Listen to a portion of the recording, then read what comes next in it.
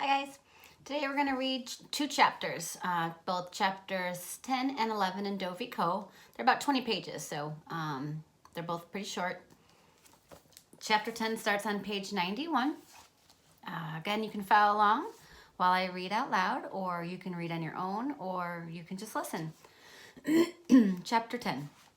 Well, you could imagine the expression on Parnell's face when he heard Caroline turn him down in a way that left no doubt as to where she stood on the matter.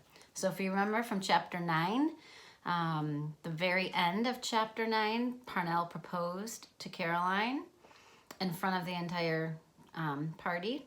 And she said, not only did she say no, she said, I wouldn't marry you if you were the last man on earth. So pretty big blow to Parnell. Obviously, and in front of a big crowd like that too. And we all know that he's pretty much of an egomaniac, so this is going to hurt his pride a lot. So he's not going to handle it well, as you can imagine. Someone yelled from the crowd, "Don't be shy now, Caroline. Tell the man how you feel." Everybody laughed good and hard at that. Well, almost everybody, that is. Neither Parnell nor Caroline let on that they heard. Parnell looked up at Caroline, looked her up and down like he were sizing her up for the first and last time. Fine, then, if that's the way you feel about it, he told her, his voice rising to a high pitch. To hell with you, Caroline Co.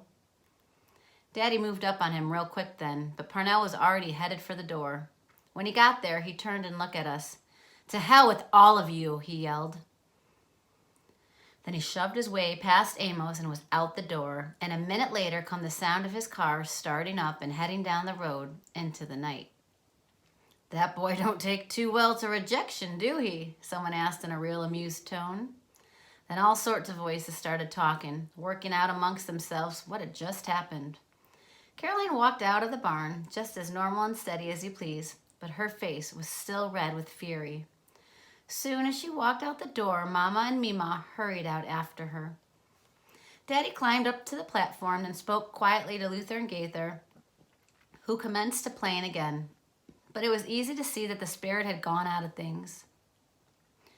About an hour or so later, about the time the summer twilight faded, folks started gathering up their families and trickling out of the barn, a little at a time.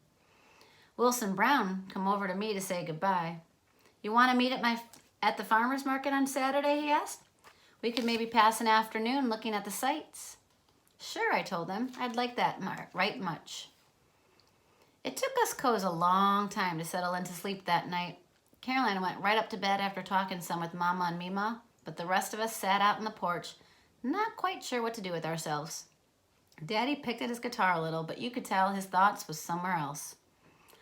I reckon Parnell thought he was going to force that little girl's hand, proposing to her in front of all them folks that way. I suspect he didn't count on Caroline being as stubborn as a mule now, did he? He spoke at last, looking out into the front yard where fireflies were lighting up the night, one spot at a time. Mama leaned forward in her chair, a pained look on her face. Caroline made her point this evening. I'll give her that much. But why she couldn't have told Parnell she weren't going to marry him before all this is beyond me.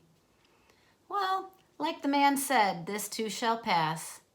Daddy leaned his guitar up against the house so he could stand and stretch. We'll get Caroline down to school on Saturday, and pretty soon we can all forget it ever happened. I just wish there were some way to stop folks from talking about it, Mama said, knotting her fingers together with the worry of it all. Daddy laughed. Shoot, woman. This is the best thing that's happened to most of them folks all year. Besides, what do we care what they say? Caroline didn't ask that boy to go and make a fool of himself that way. This weren't our fault. Any man who says a bad word about us, he ought to remember whose chickens he's eaten. Mama give Daddy a long look then, like she was none too happy with him. Sometimes Daddy forgot that just because he didn't care none what folks thought about him didn't mean that Mama felt the same way. Mama had some high standards that Daddy didn't always share, and sometimes their differences in that regard got them to feuding.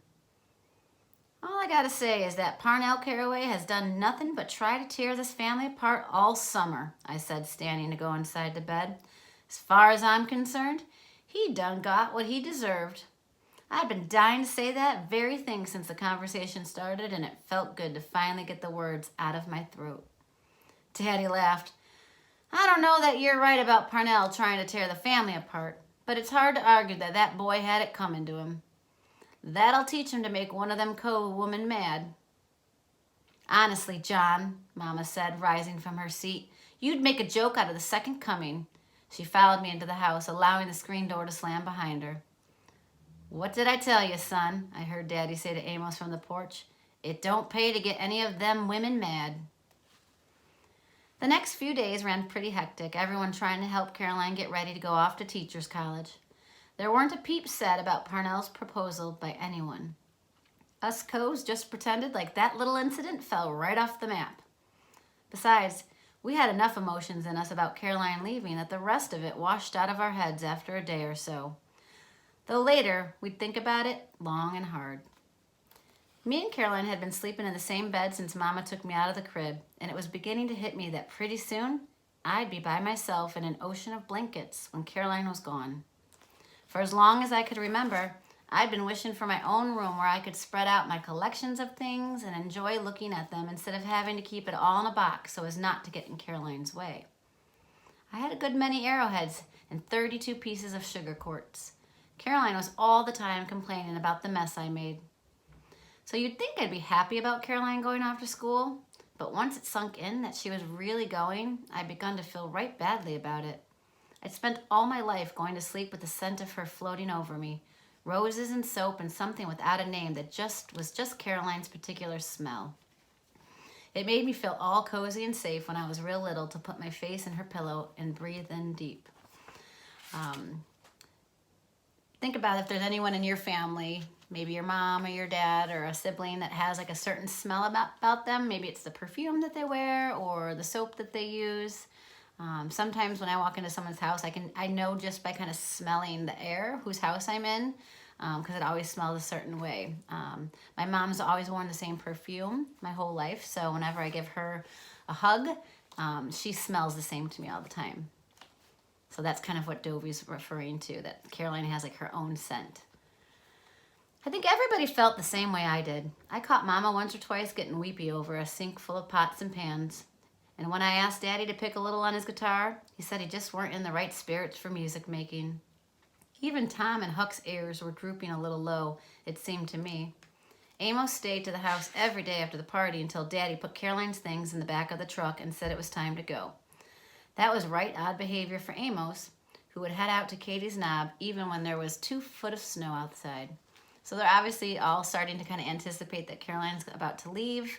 And since she's going to college, it's not like she's leaving for a day or two. She's going to be gone for quite some time. Obviously, she can come back to visit, but once someone leaves for college, they don't usually return back to their house ever quite the same way. And some of you who might have older siblings maybe have experienced this when a sibling's gone off to college before. Or if you're the oldest, this will be kind of what your family will go through someday. The night before Caroline left for school, she and I had us a real heart-to-heart talk, something we didn't do too often like some sisters will, on account of how we're real different in ways. But I wanted for us to be square on the matter of Parnell Caraway.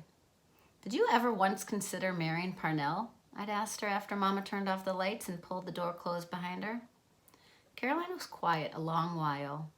Well, to answer your question, yes. I did from time to time consider marrying Parnell. I sure did like riding over to Asheville with him and going to restaurants. That was something. I thought maybe after I finished college that me and Parnell could have us a nice house somewhere and live a fine life. You know, he was real sweet to me most of the time. She paused like she were remembering the good times she had shared with Parnell. But when she spoke again, it was clear that those times held no truck with her in the light of more recent events. But, law, when he made that remark about me being too dumb to be a teacher, well, that was it. How could a person say such a thing? You don't believe that, do you? I scrambled up to come up with my reply. Remember how you helped Lonnie Matthews with his math problems at school, I asked. Only a real smart person could have helped someone as stupid as Lonnie. It shows you'd make a good teacher. Caroline reached over and petted me on the shoulder. I appreciate you for saying that, Dovey. I'm not claiming to be some brilliant scientist or some such thing, but I swear, I get tired of folks only paying attention to how I look. I decided it was best not to point out that Caroline made use of her looks whenever there was something she coveted and could use her good looks to get. I was fairly certain such a remark would not be appreciated.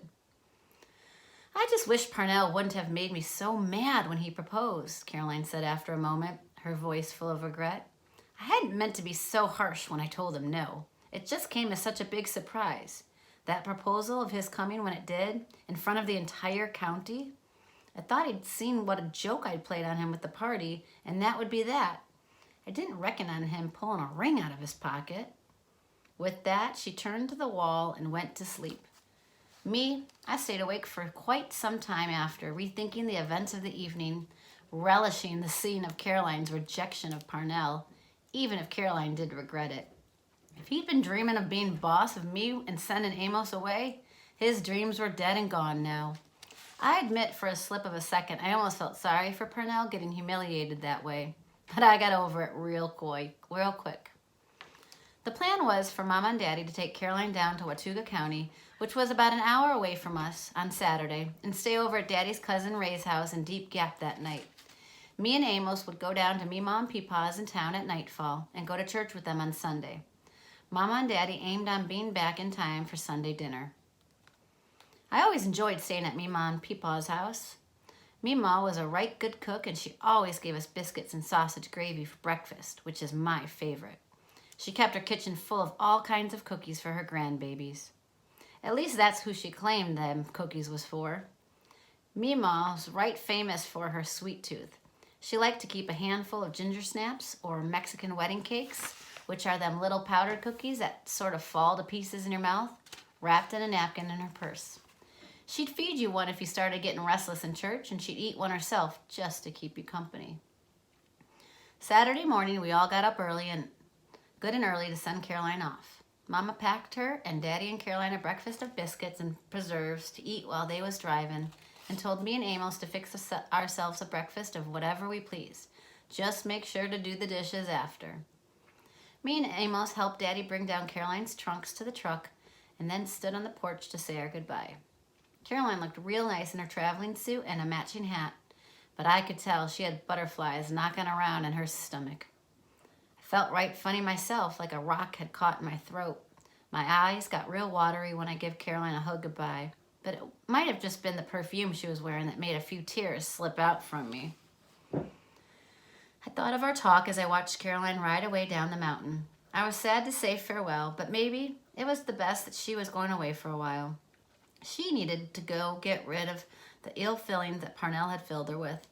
In the meantime, the rest of us coes could get back to normal now that Parnell is gone from our lives. That was one good thing about this whole mess, I thought, waving at the truck.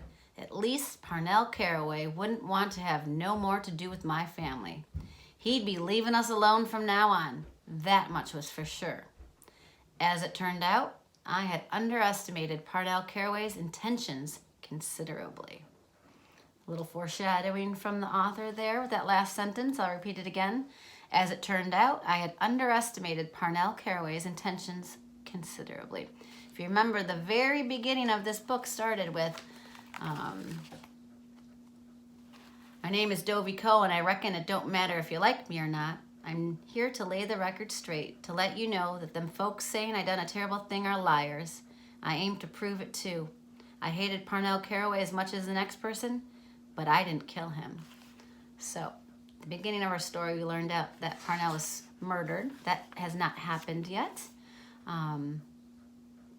So that's obviously coming up in future chapters.